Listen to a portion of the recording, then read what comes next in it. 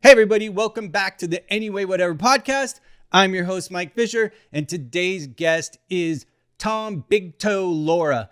Tom is a painter and Tiki mug designer here in Southern California, and I was really happy he was able to sit down with me and spend some time. I'm a huge fan of his work going all the way back 20 plus years, and he's just an insanely nice person, and having him on was really special for me.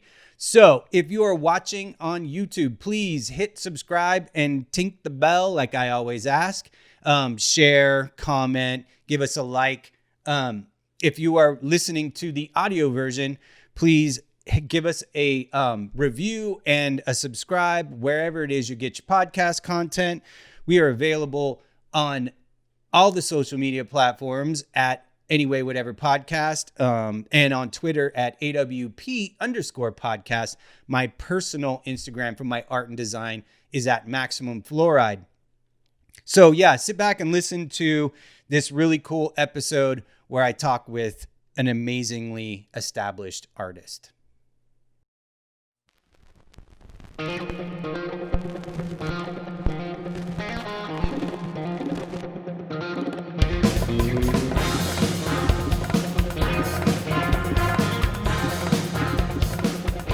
Hey everybody, welcome back to the Anyway Whatever podcast. I'm your host, Mike Fisher, and today's guest is artist and Tiki maestro, Tom BigToe Laura.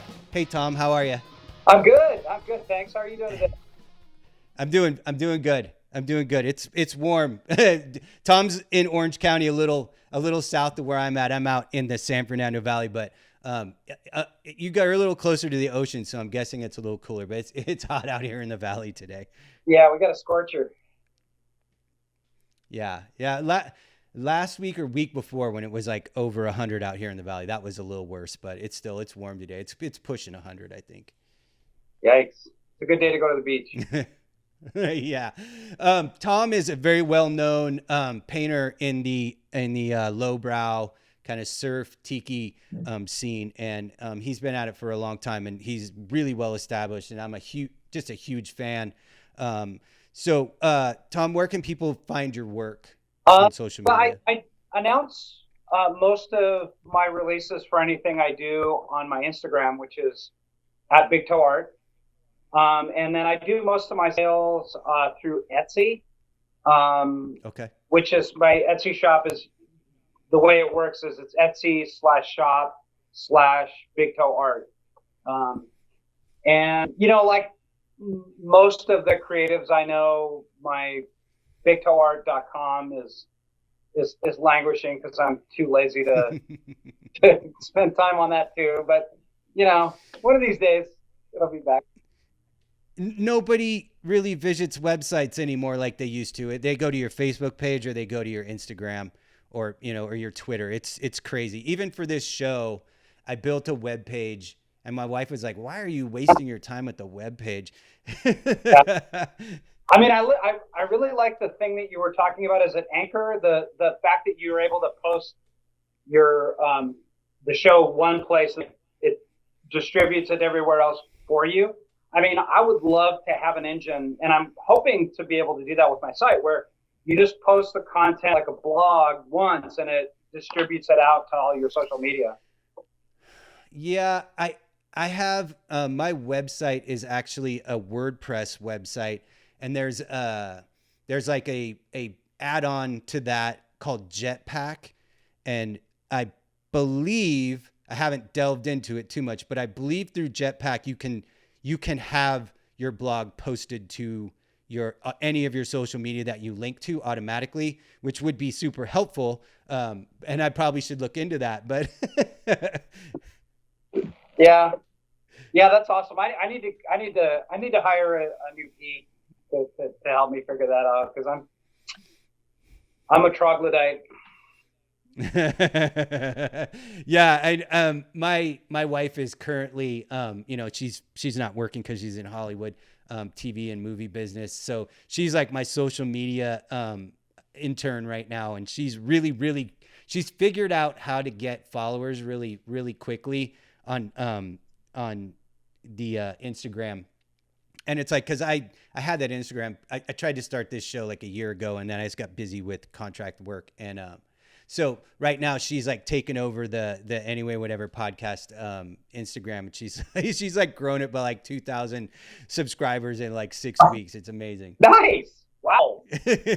Yeah. Yeah, she got it figured out. Yeah, you know, the one thing, my one hint for people trying to blow up, you know, trying to increase Instagram followers is Instagram TV has been an amazing resource. You know, if you just dedicate one show a week to, you know, with your content, you know, that should be, you know, pretty straight ahead. But that's amazingly sticky for their algorithm. Interesting. I as far as I was aware, isn't there a 10-minute limit on how long the piece can be that you put on IGTV? Yeah, it would just it would just be a teaser for your whatever upcoming show you have. Yeah, my thinking for that was, and I need to rethink it based on what you just said, is that it would be weird to give too much away when I want people to go either to my Anchor or to my YouTube channel. But if I was doing just a short, like, you know, 5-minute clip of it to throw up there, it would probably be in my interest to do that. Yeah. I guess for Instagram TV, it has to be a minute, but you know, so you can minimum. Yeah, it can be a minute minimum. So you can just do a commercial. And then, right. Then there's also just, you know, the stories, but those can only, you know, those get chopped up 15-second sections. The good thing about that is you can have a swipe up. So you can actually send people to your YouTube channel, which is cool. Yeah, we do that to the Spotify channel for the podcast, the audio version of it. My wife figured out how to do that link right into the story, so people can just click on it and go right to Spotify and listen to an episode. She's like super genius. She's gotten so good at the social media. Right on. So as far as your painting work, just on a strictly personal or like technical, are you acrylics or oils or both or either, or do you have a preferred medium? I work exclusively in acrylic. Okay. So do I. Yeah. So I learned to paint with oil, and I love oil as a medium. It's just I don't have the attention span for the chemistry and you know, waiting for the glazes to dry and worrying about I do a lot of glazing, and with oils you have to work fat over lean, so you have to be conscious of the fact that every layer has to be more oily than the last one. So, you know, rather than worry about that, and plus I'm usually late with all my projects. Yeah, so I love the immediacy of acrylic, and I've gotten the paradigm of working in glazes down pretty good. The biggest secret about that for me, for one, because people look at my art and they can't tell looking at it if it's oil or acrylic. And the biggest secret to achieving that is just using quality paint. Because if you use like a Liquitex Basic, you know, like a student paint, it doesn't emulsify well in the mediums. So you just have, if there's one takeaway, technically, it's just don't be afraid to buy good paint and good brushes and all that stuff.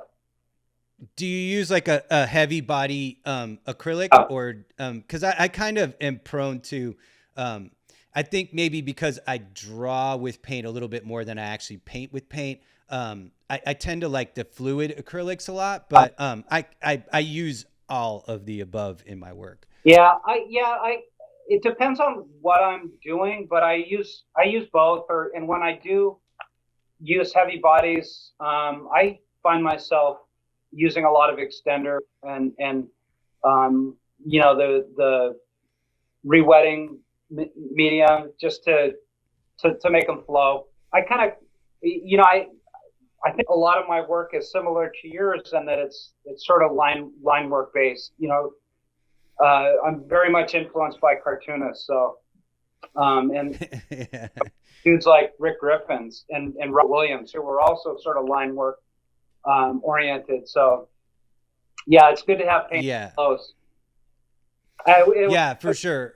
It was super fun to hear Daryl on your episode number 6 talk about his brushes, because I use his brushes all the time. They're phenomenal, and I use them for lining on paintings. But I also do a lot of custom detailing on my own Tiki mugs, and for that I use enamel. And whenever I'm using enamel, I have my green Tidwell brushes out. Yeah, hearing him tell me how he named them and like how that whole project went was super awesome. Shout out Tidwell. That he's one of my favorite. If you've listened to the episode, you can tell he's one of my favorite people on earth. Yeah, he's a treasure, man. He's a brilliant character. Usually when I say he's a treasure, I say we should bury him. No, he's an amazing artist and a super cool, interesting cat. I really enjoyed that. Yeah. I absolutely adore that guy. Last night I interviewed an oil painter, Adam McCarthy, who's like, man, that dude has got skills coming out of his eyeballs. And we talked extensively about oil paint and technique and kind of the reason why I've never messed with oils. And it is almost exactly like what you said. I don't want to mess around with the chemistry too much, and I'm always concerned that I won't get it right. And then what's going to happen is that I'm going to make a painting that won't hold up. Yeah, it'll start cracking and falling apart after you sell it someone. Yeah. Yeah, and so that's always kind of been, an issue for me with oils, but I'm definitely going to buy a starter set and actually try to do it because, right now, I mean, I have a little bit of time to try to learn something new, but we kind of went over, like, he's like, just do black and white tone studies for a while and figure out how to use a paint and then work out from there. But I'm not sure my art, the way my painting, because my paintings have a pretty specific style, and I'm not sure where they would really benefit all that much from being done in oils. But yeah, the way oil paint flows, though, it's so sexy. It just it's I mean, there's things that I've sort of resigned myself to the fact that I'm not going to be able to get, like super rich reds and oranges. I mean, there's just some colors that don't emulsify as well in acrylic, and it's just acrylics just don't mix as well. But I don't know if anybody looking at my stupid art can tell the difference. Well, I mean, I had to ask, and I am a professional painter, so that tells you something about what you're able to do, I guess. Right on. We actually one time met in person, which you obviously there's no reason for you to remember. It was a long time ago. It was at a Lelouch show, and me and you and Marco Almero and Kozik like stood around shooting this shit for a while.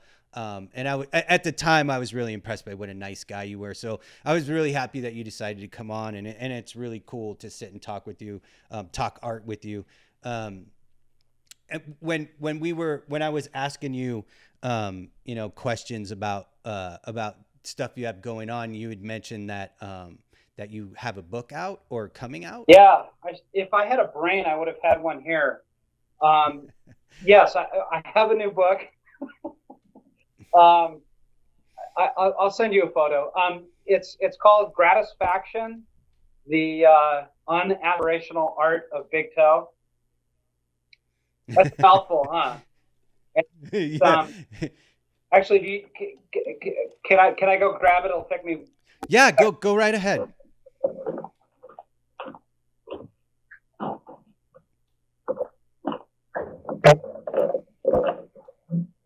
It's kind of easier to see it because it's such a mouthful.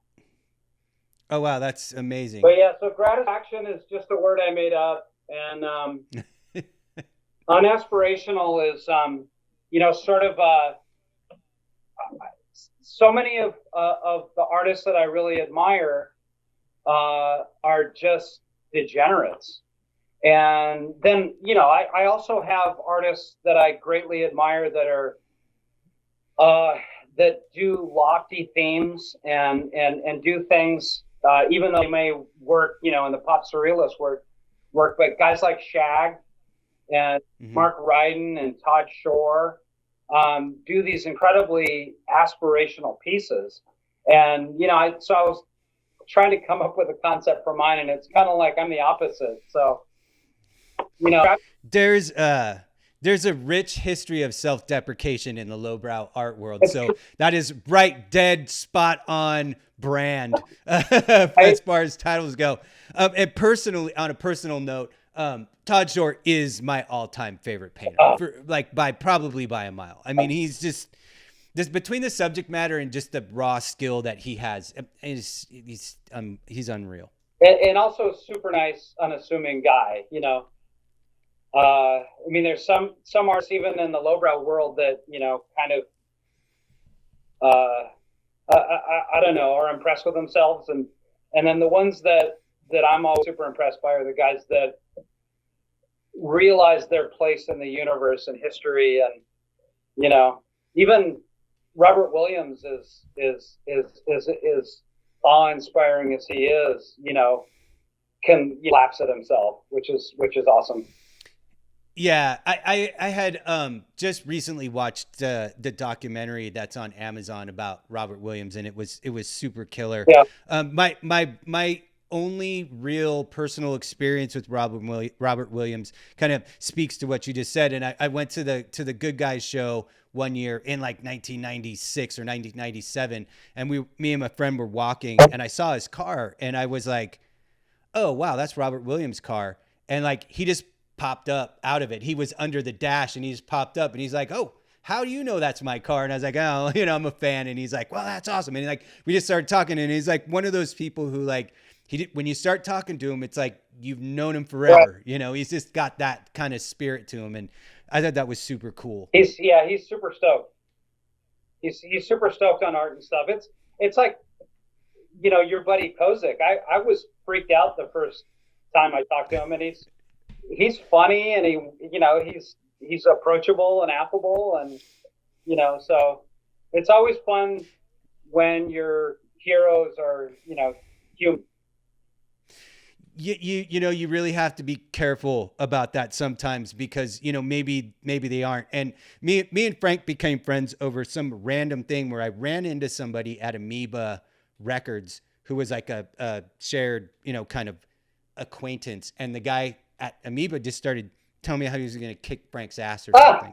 And so me and Frank were talking online at some point in a message board, and like I messaged him, and I was like, oh, I ran into this guy, and he was mentioning you, and he's like, oh yeah. And like, so we started talking, and then Frank's like, he said, what? And I was like, yeah, he was like talking crazy shit. I don't know why he's like, mad at you or whatever. And he's like, he sent me his phone number. He's like, fucking call me. So I fucking called Frank. And the first time I was on the phone with him, we were just laughing over this guy. Cause anybody who has ever met Frank, he is a fucking huge dude. Like he's like 6'4", and he is a big man. And the guy that was mouthing off was like 5'2", 120 pounds. And that was what I said to him when the guy was saying that. He was like, yeah, I'm going to go people's champion all over Kozik's ass. And I was like, you've met Frank Kozik in real life? And he's like, no. And I was like, dude, he shit's bigger than you, man. Like, you need to just shut the fuck up. Yeah, I've had people, like, I've heard that people want to kick my ass, for stupid shit. And, it's so dumb. Then when I see him, I'm such a, disarming person that yeah. People are usually not that way. But I'm also not as big and scary looking as Frank. My friendship and my business relationship with Frank over the last 20 years has been probably the thing that I'm most, because, as you go through your art career, it's a weird, it's kind of a weird journey. And there are certain things that you that happen that are like, these things that you can take away from it. And that's definitely one of them that I have a, kind of daily, contact and conversational and cool friendship with Frank. And, cause he's probably my favorite artist of all time. If Todd Shore's my favorite, painter, Kozik's my favorite overall artist. He's right up there for me with like Pushead because all the influence that Pushead had on my work. But so that was a cool thing, and I'm gonna bug Frank to come on here at some point. We'll see when we get there. I actually had, when I was in my other lifetime, I was an art director for a bunch of different surf companies. And when I was art directing OP, I had Pushead and Mark Rude come and pitch me as freelance artists. And I don't know why, but I didn't realize who was coming in when they came in. Maybe it wasn't Pushead. Maybe it was just, anyway.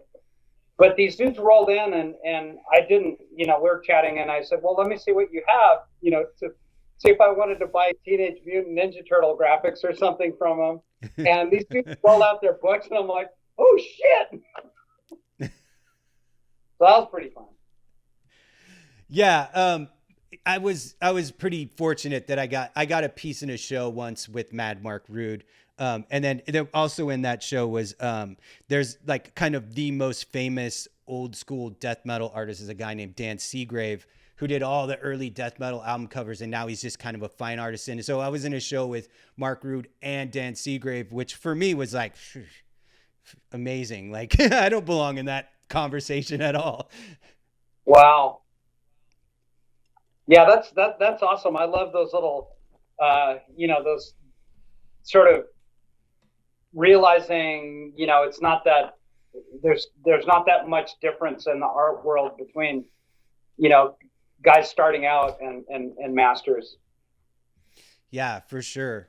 I think, and I was talking to Adam McCarthy a little bit about this last night, is I think really the only thing that I've always wanted in my art career, and I've gotten almost everything I've ever wanted to have happen. And I think getting a piece in La Luz is probably the only thing I haven't done that's been a desire for 25 years. But I haven't really tried, so I can't say there's any reason other than I haven't tried. Well, the next best thing is there you can send art in for the Coaster Show right now, which is Matt Kennedy, the old curator from La Luz, has his own gallery in Chinatown, and he's still running. You remember that show with there'd be thousands of beer coasters on the wall? Yeah. So the Coaster Art Show is there. That's happening in a month or so. So kind of similar. All right. Oh, if La Luz has yeah. Nobody has anything right now. Yeah. True enough. So back to your book a little bit. It's not self-published, right? You actually put out through a publisher. Yes, it's put out by a little boutique publisher, independent publisher in Wisconsin. I'm not saying that right, but Wisconsin, called Working Class Publishing, and it's a pretty new imprint, and up to this point, what they had mostly been doing is pinup photography books, and then we have lots of mutual friends and heroes and fans, and so one of their photographers, Shannon Brooke, introduced me to the publishers, and so I'm their first art title, which is kind of cool. Wow, that's amazing, because that was my next question was, is this something that they normally do art books? But if you're the first one, that's totally amazing. Yeah, I was pretty honored. Yeah, congratulations. That's super cool. I'm happy for you. Thanks. It's been out for about 9 months now, and people are buying it, so go figure. You never know. You never know when you put stuff out into the world if people are going to respond or if it's going to languish. And But Yes, that is very true. Well, I need to get a copy because it needs to go in with the rest of my art books. So I'll order a copy. yes. The other thing, like today, I just the person that bought asked them to have it signed, so they just sent me the shipping form, and I signed one of the copies that I have here and drop shipped them to them. So I'm always, happy to I'm always honored to sign for people if they want that. Sure. Yeah. Well, yeah, we'll have to hook that up because I would love to have a signed copy. Absolutely. For sure. We're going in and out a little bit. The connection. You still there? Yeah, I'm here. Okay, cool. You also are super involved in the Tiki culture scene, and you've been doing Tiki mugs. Like, how long has that been, like a realized, kind of thing for you? So it was actually kind of weird and serendipitous. So I was art directing surf companies and just sort of wanting to get back into painting, and I was trying to figure out what subject matter I was into. So I was doing more or less, sort of Ed Roth meets Rick Griffin sort of surf art, and part of that sort of paradigm for me growing up in Southern California is tikis.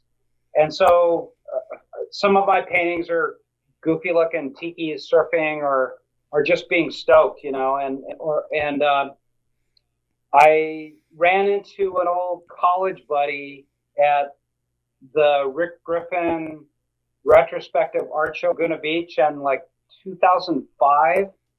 And he just happened to be sort of growing a company called Tiki Farm, which is the number one sort of distributor of tiki farms worldwide. So he's like, yeah, let's work together. So I went down to visit his office and showed him some paintings. And he's like, oh, let's make these ones into tiki mugs. And so that was about 2006. And I don't even know. I guess I've like 36 different tiki mugs, and for different publishers, wow, different bars and businesses and entities around the world. Like one of my last releases is for a tiki bar in Australia, which is kind of cool. And nice. It's pretty cool because they're just it's a little piece of art that is custom made, and so it's something really cool you can have that not everybody has, and so people have these massive collections of them. God bless them. Yeah. I know when I was growing up, my parents had gone on a couple vacations places, and whenever they came back, they always tried to bring like some kind of mug. And at some point there was some tiki mugs in, we're talking like 75, 76. There were some tiki mugs around the house that I always gravitated to. So yeah, I've always kind of had a little bit of an affection for tiki, but also part of my family tree is Hawaiian. My grandmother, my mom's mom, my maternal grandmother, when she remarried a full-blooded Hawaiian man, and so my mom's brothers and sisters are all half, and so all of my cousins who are closest to me in age are all also partly Hawaiian, and they all live over on Kauai. And I actually went and moved over there and lived over there for, I don't know, close to a year, in the early 90s. And so, that also, like, it's part of my family's, kind of heritage. So, yeah, I really like tiki stuff.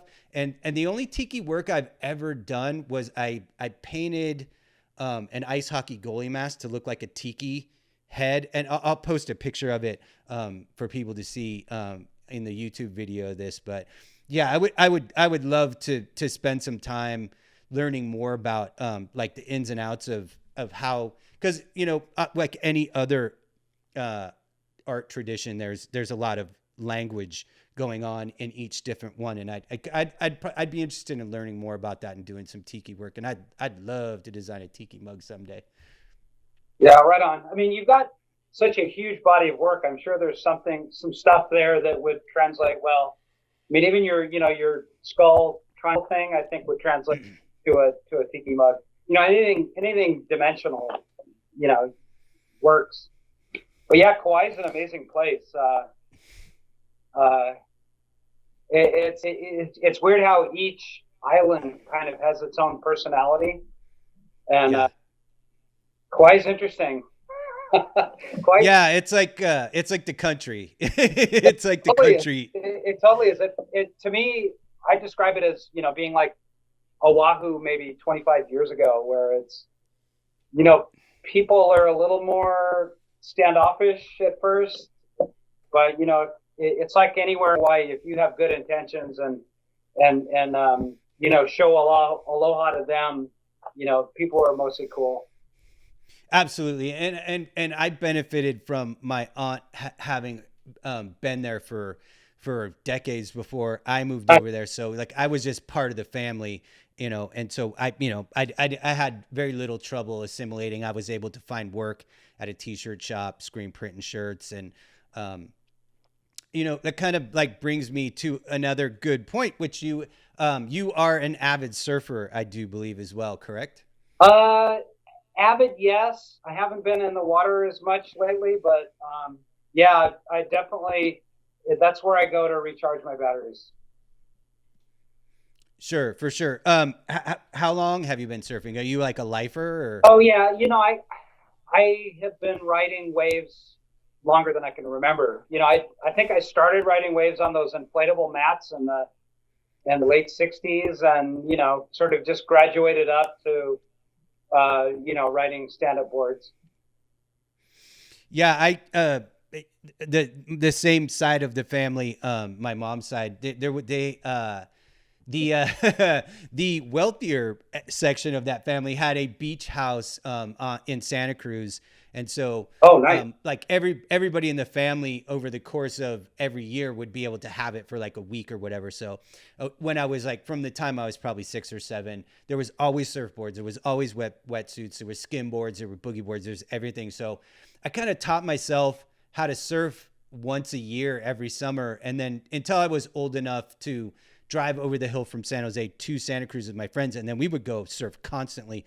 So I kind of surfed a lot when I was a teenager, and then when I moved to Hawaii, I got so spoiled by the waves and the water and everything that I came back to California, and I surfed a couple of times, and I lost the taste for it. It was like the water's cold and the waves are big and bulky. And, I haven't surfed in so long, and, I miss it a little bit. And I have some friends who still surf who are like, we're going to get you back in the water maybe one day. Cold water is not as fun. No, that bath water in Kauai is like something else. Although the water's really warm and, here now. So,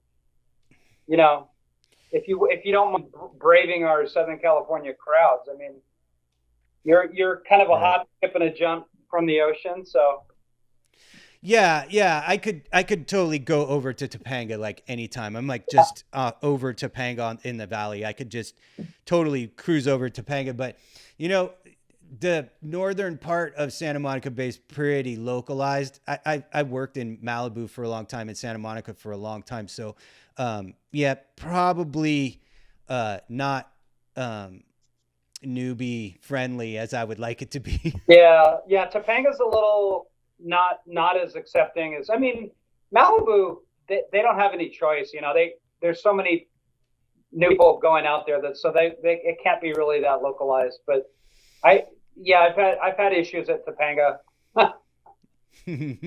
Yeah, I have friends who have been surfing the Santa Monica Bay for years and years, who no matter when they go out to Topanga, they have problems. So yeah, not super awesome in that respect, but yeah, I've always been way more of a skater. I've always been an okay surfer, but I was always a much better skateboarder. So I just bought myself a new skateboard, and so once the parks can open back up, I might skate a little bit here coming up. Right on. It looks like a 90s pool deck. It's an 80s pool deck reissue, actually. It's a John Lucero Madrid board. It's super cool. The slide rails and everything. Yeah, I went full retro on everything. Cause yeah, I was heavily into skating in the 80s, and so I kind of grew up on those older pool boards, and then the toothpick or the popsicle stick boards came out in the 90s, and I never really loved those. They were what you had to ride for a long time, but when they started reissuing all these 80s Santa Cruz and PAL boards and stuff, I just went right back to that type of skateboard, because that's I'm not a kickflip guy. I'm more of a pool skater, so they work great for me. Right on. When I was a daily skater in the 70s. So my last few decks were Logan Earth skis. Nice. Cruisers that I ride back and forth, in and out of shows and stuff, and people laugh because I'm an old guy riding a skateboard, but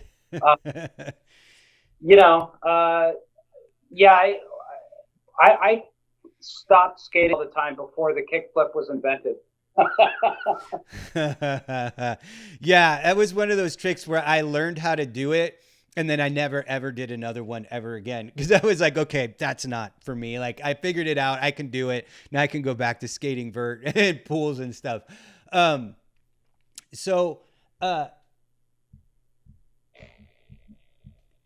kind of covered the surfing and the book and the Tiki stuff. Did you have some more of your Tiki mugs that you wanted to kind of show? Because I know you said you'd brought a couple over. I brought a few out to kind of show, like a little retrospective. Yeah, that would be great. Okay, so this first one was kind of this is called Mark, and you can see that it's it kind of looks like it functions upside down and right. And the reason that this looks that way is it was originally designed to be jiggers, which are the cocktail cups that are about this big, and they measure like an ounce and a half. And the mug maker decided it was going to cost just the same amount to make it as a full-size mug. So this is from 2013. So this is actually not that old one, a mug, but kind of fun. This one is a mug I did for Apple States rum in Australia. And the thing that's kind of fun about this is it was you could only get it as a promotion in Australia. They were super hard to find in the United States. So probably one of the ones that I love the pirate feel of that one. Yeah. That's super cool, man. Pirate Tiki, and he's got a couple holes in his back because he's a ghost. That's great. This one was designed for the Tiki Farm 15th anniversary, and it was kind of like my making fun of Tiki Bob, which is this ubiquitous character in Tiki history and something that I was kind of like wanted to see go away. So he's called the Bob-omb, and sort of definitely influenced by toy culture, and that it's sort of a sort of sarcastic take on a Tiki mug. What else did I bring? This is my another iteration of Bob. This one's called the Party Bob, and just some people call it the Meth Bob, just because of his bad teeth. But just kind of like the joy of putting some strong rum concoctions in a mug and getting happy.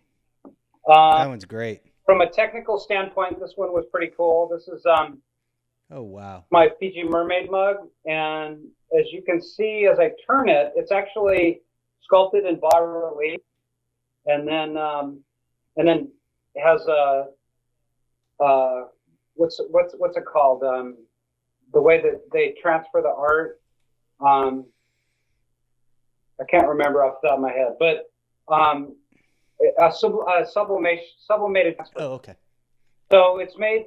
That one's printed like a mug, like a beer stein, but meant to be a stupid big mug. I've And then, never seen one like that. That looks cool. yeah, it's pretty interesting. It's different. And then this is my latest one. Since you've been to Hawaii, you recognize the coconut monkey. Mine is just a goofy BigToe version, and it's for a bar called Strongwater in Anaheim, California. And so he was just kind of a fun little dude. Yeah, I had one of those. I had a piggy bank of that almost exact character in my room growing up as a little kid that came over from the family on a trip from Hawaii. Yeah, everybody has one. But yeah, great. So I love it. The bar wanted something that would recall, that old tourist trope, and so there's a lot of. I mean, there's so many amazing mugs out there, and so it's always kind of tricky to find something that's a unique idea and hasn't been done 10 times before, but right. We keep muddling through and finding new stuff. I would imagine, and I think I've seen pictures that you attend Tiki Oasis as frequently or or every year, if you can, I would imagine. Yeah. So, Tiki Oasis is amazing. It's like a 5-day cocktail party with, 1,000 of your closest friends. Not going to happen this year for obvious reasons. Yeah, sure.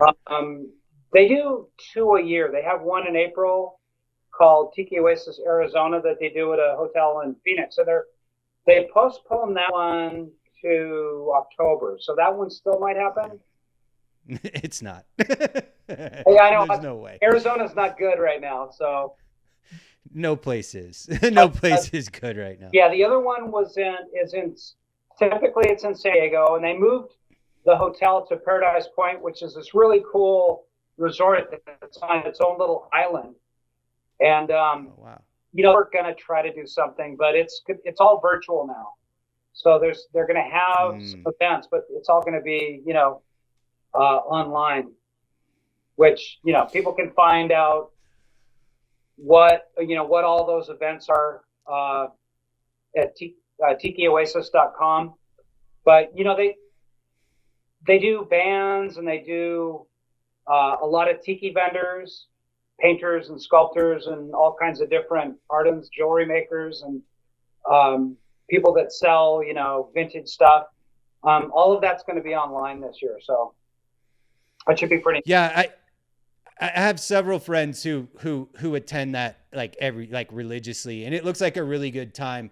It's one of those things that I hope it comes back, because at some point I'd like to go check it out, because it's I'm interested in that type of art and that culture a little bit, and it seems like the age group's just slightly a little bit older, so I'm guessing that the environment's just a little bit more loungy than some other festivals. It's interesting. It's like we joke that it's kind of like where all the subcultures go to die. So, there's a lot of old punks and a lot of old rockabilly people and a lot of old surfers and a lot of old sort of lounge people, burlesque people. And, so there's a lot of little elements of that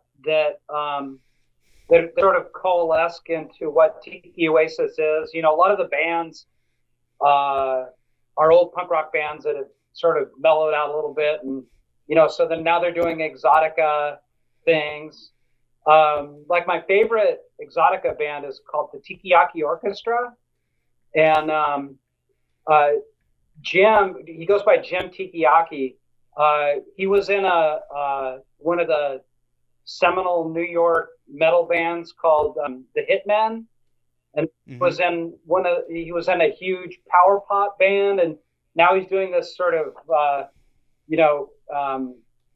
jazz exotica sort of one thing, which is, so it's fun to see all these people from these disparate subcultures come together, and it's for that reason it's super chill. You feel like it's your good friend.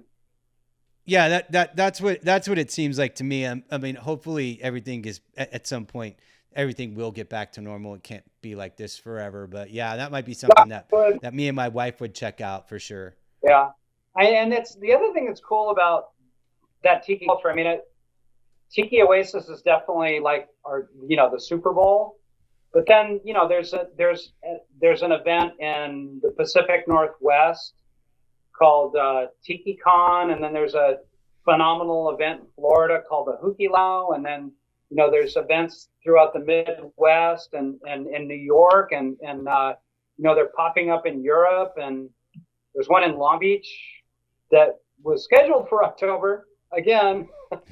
Probably not gonna. There's a really good series, one that's been in Palm Springs for like 10 years called Tiki Caliente, which is a little more sort of smaller and pretty fun. Yeah, that's awesome. We live in a time where the con is like a thing, and like it doesn't really matter what thing you're interested in. There's some convention for it, and you can like go and immerse yourself in whatever it is, and I love that. And it's like I love that like they do Monster Palooza, and it's just all horror themed, and you got all this stuff. It's I love that. I love that people have these things that make them happy, and then they can go and share that happiness with other people. And it's like I'm always about that, like people just like being stoked on something, and then getting together and being stoked together. Yeah, I heard when you were talking to Spanky, you were talking about Designer Con, and that's one that I've done for the past few years, and I bring my whole Tiki setup with the thatching and the lamps like I have behind me, and the music. That's awesome. and like the sound effects, and people come in and they're toy people or rock poster people or whoever they are. They're all just super stoked at there's something different that people are stoked on, and so it's awesome to see that cross pollination too. Yeah, I think that's one of the things that when I think about you and your art and what I know of you and the times that I've met you and all that stuff is that you seem to have that little you have a little bit of showmanship in your art career that a lot of people don't have the balls to do, and I absolutely love it. I love that you are so happy to be doing what you're doing. That stuff is really important to me as a creative person, just to know that there are people like you who are just fucking stoked to be into doing what you're doing. Yeah. Well, it's like you said, like your conversation with Gerald, you were saying how, Frank, any day he doesn't have to go into an office and can just put out cool art, I'm just so honored that anybody is interested in taking something home, and if it brings them a little joy, and I'm happy to do a little huckster to continue that style. Yeah, I absolutely love it that you do that. It speaks to your enthusiasm for your art, and then that comes out in your art. And I've been following your stuff for years now, and yeah, I'm a huge fan, and I'm definitely gonna grab that book from you. Oh, thanks. Have you ever done anything at any of the Rat Fink reunions? No, I haven't gone out. I just I was splitting my time between hot rod shows and the Tiki sort of beach things, and I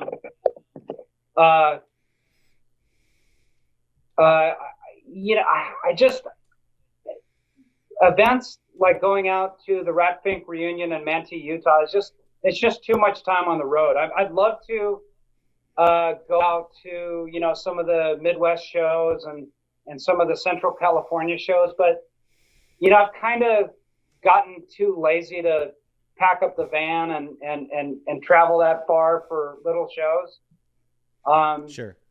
I do honor the rat fink thing, and, consider myself thankful to be one of Ed Roth's many bastard children. But haven't traveled to that. I don't even do Moon Eyes anymore or Grand National. Yeah, I used to go down to when they had the Rat Fink reunion at the Santa Fe Springs Moon Eyes. I would go down to that and check that all the time. And then a few years ago they had like a small one out like near Antelope Valley. And me and my wife went to that, and that was super cool. But just this last year, I became a licensed Rat Fink artist. I saw that. Yeah, thank you. And then I was like, well, now you got to do something about it. And so I have some paintings and some stuff in the works that I'm gonna do.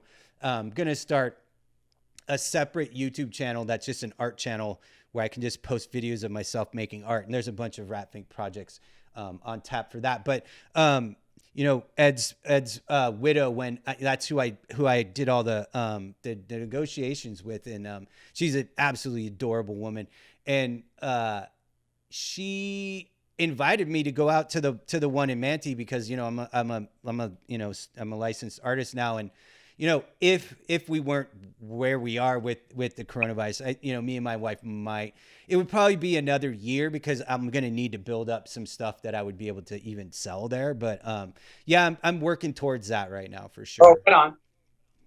Someday I'd like to go to it. Yeah. I have family in Utah from my mom's side as well. So we have Hawaiians and we have some Mormons nice. In the Utah area. So if I did go out, it would end up being like a whole family thing. I could see a whole leg of the family that moved out to Salt Lake City, which would be amazing because they are the nicest people. Just the nicest people in our family tree, I think.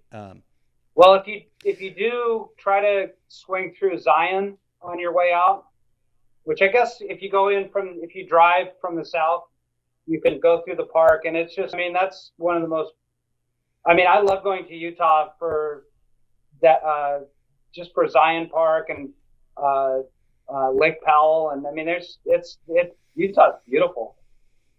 Yeah, it really is.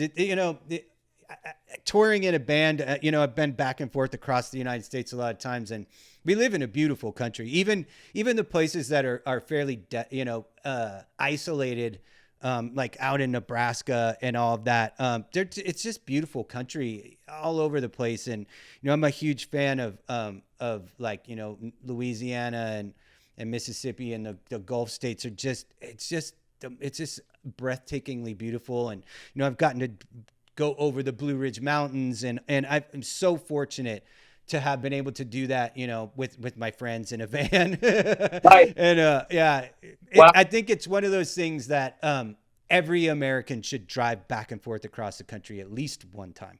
Yeah, that's good advice. Yeah, totally. I think I'm pretty happy with what we got here, Tom. I appreciate you giving me your time. Is there anything else you'd like to throw out there? Anything else you wanted to cover? No. No, okay, this, cool.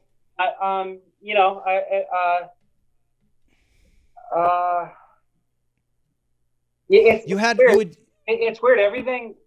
So I had a bunch of shows lined up this year, and canceled. Everybody.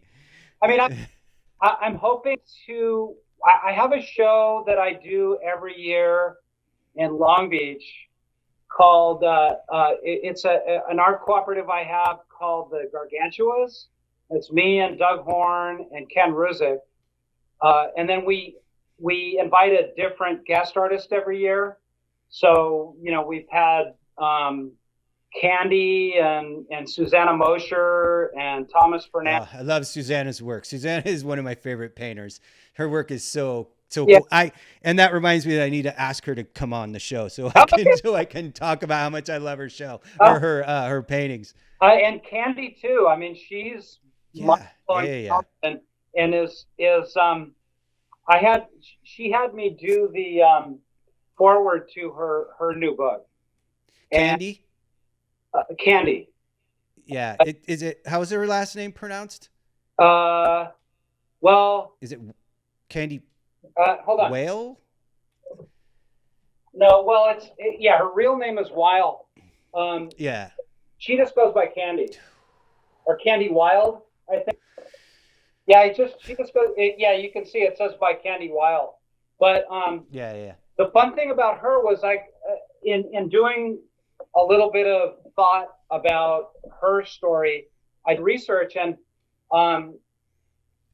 she's a direct descendant all the way back to Ed Roth and Von Dutch through Robert Williams, and her mentor was the Piz. And so she's like a direct descendant of the original roots of, whatever you want to call it, lowbrow or custom culture art. So that was really fun to do. But the art show this year, we're planning to do it first week in November. So it's called the seven voyages of the Gargantuas, and it's me and Doug and Cannon. This year we have an artist who's also sort of a hot rod Tiki guy called McBiff.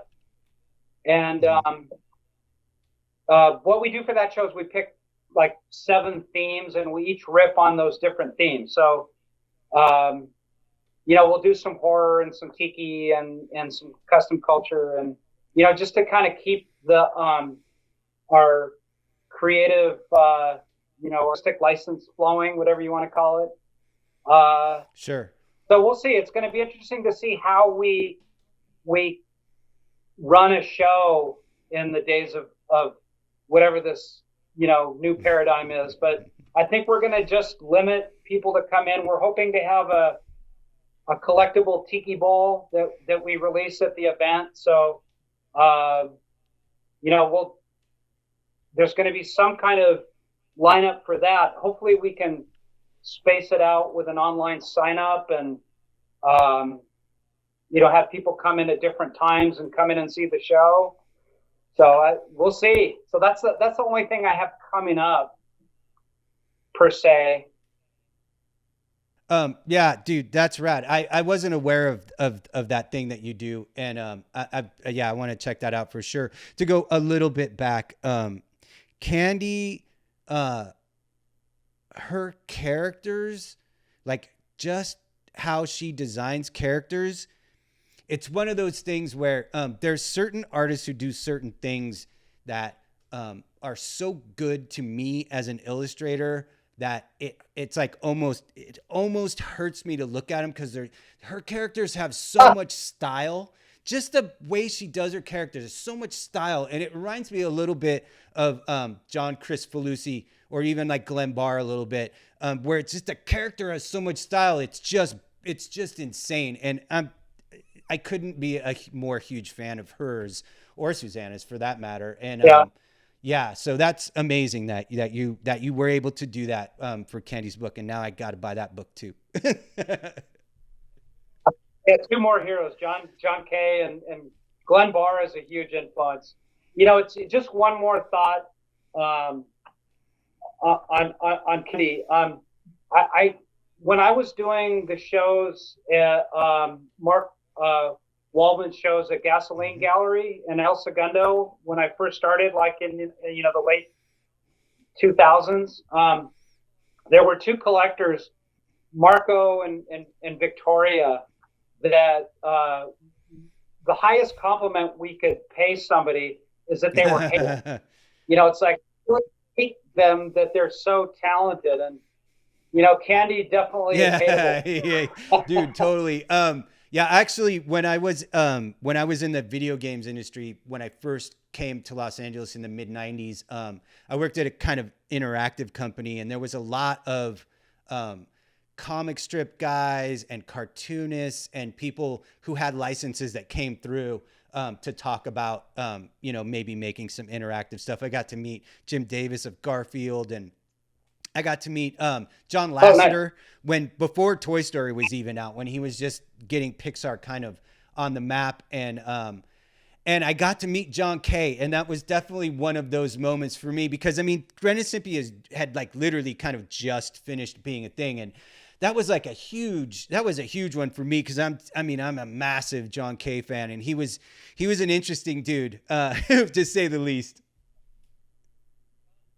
Oh yeah, I bet there's stories. Yeah, I mean, I wish I had some of them, but I definitely don't. One of the weird stories I have from that time was that one day I was working on a Saturday, and my boss, at the time, the guy who ran the entire company we worked for Richard Branson. It was a Virgin company, and the guy who actually ran the studio. He now, as far as I know, he still runs Will Vinton Studios up in Portland. There's a guy named Tom Turpin, and Tom was, kind of taking some people around. It was like common that he would just give people, we called it the dog and pony show. And we were all punks, and we all had green hair, and, so he would always bring people down to our studio, and we'd be blasting punk and Slayer and all kinds of stuff. And so I was just sitting there working by myself, quiet Saturday, and he brought some guys down, and I wasn't really paying attention, and they all sat down and started having like a little chat down there, and I was listening to them talk, and one of them started talking about, there's this artist, and he paints these people, and it's like their nervous system.